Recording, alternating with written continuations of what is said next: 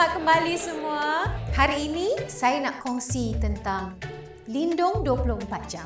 Okey, seperti yang kita tahu, kecelakaan tidak mengenal tempat ataupun waktu. Ya, jadi sebab itulah lindung 24 jam ini sangat penting untuk perlindungan tambahan pekerja. Ada siapa-siapa nak tanya soalan? Ya. Saya main badminton. Kaki terseliur. Boleh ke? Boleh, Khairul. Aktiviti beriadah selepas kerja pun akan dilindungi. Ya, Lida. Kalau saya aksiden ketika bercuti, macam mana? Juga akan dilindungi. Tetapi hanya di dalam Malaysia. Ada lagi? Ya, Encik Fauzi.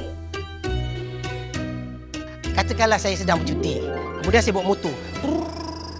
Tiba-tiba saya nampak gadis ayu lesung pipit di pipi betul-betul tepi jalan. Wah, senyuman dia tu. Kalau kutub utara tu cair sebab global warming, hati saya cair sebab senyuman tu lah. Tiba-tiba saya pandang depan balik. Alamak, ada tiang. Macam mana tu, Cik? Contoh yang bagus. Kemalangan jalan raya, ya, masih boleh di-cover. Tapi kalau kita dah dekat jalan raya tu, Encik Fauzi, seeloknya kita tumpulah perhatian, ya? Baik, soalan seterusnya. Ya, silakan. Tak payah mic, tak payah mic. Katakanlah saya tengah cuci kipas. Lepas tu baru saya sedar yang saya tak ada tangga rupanya. Oh, tiba-tiba saya dapat idea yang genius. Saya letak satu meja, lepas tu atas meja tu saya letak kerusi, lepas tu atas kerusi tu saya letak bangku kecil. Kemudian saya panjat ke atas. Bila dekat atas, baru saya sedar yang idea saya tu tak genius. Lepit. Macam dangka busuk. Macam mana tu? Cover tak? Kemalangan yang berlaku di rumah masih boleh di-cover. Tapi kalau boleh, Encik Fauzi, janganlah sampai macam tu. Bahaya. Better safe than sorry, okey? Baiklah, ada soalan lain? Mungkin yang terakhirlah. Ha?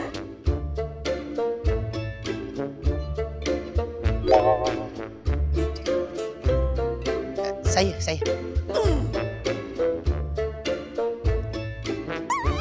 Silakan, Fauzi. Saya ni hobi saya mancing. Tengah-tengah saya mancing tu, saya nampak ada semak bergerak.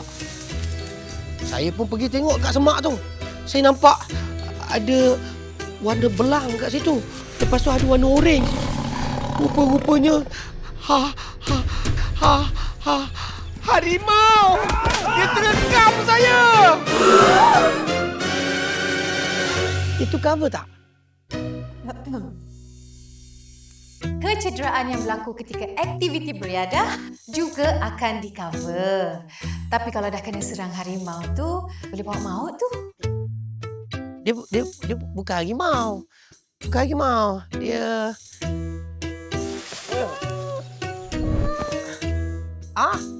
kucing. Oyen tu. Ngawak apa ni? Potongan gaji lagi? Aku ni dah nak pencen dah pun. Tak pernah rasa nak claim. Betul tak? Betul.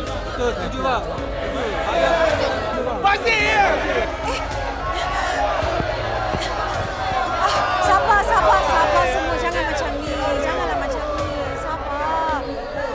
Jangan macam ni. Sabar.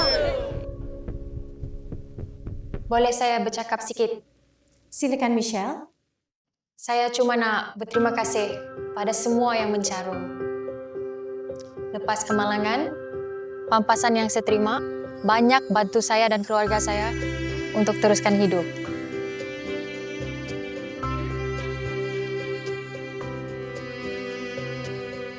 Inilah tujuan utama caruman Perkeso. Bukan hanya untuk kita saja, tapi untuk memberi sokongan kepada semua rakan-rakan kerja yang ditimpa musibah. Saya Ada apa lagi Encik Fauzi? Saya dah nak habis dah ni. Ini last. Macam mana kalau saya jatuh cinta? Macam mana? Jatuh cinta?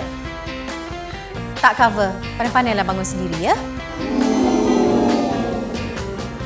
Kecelakaan tidak mengenal waktu dan tempat.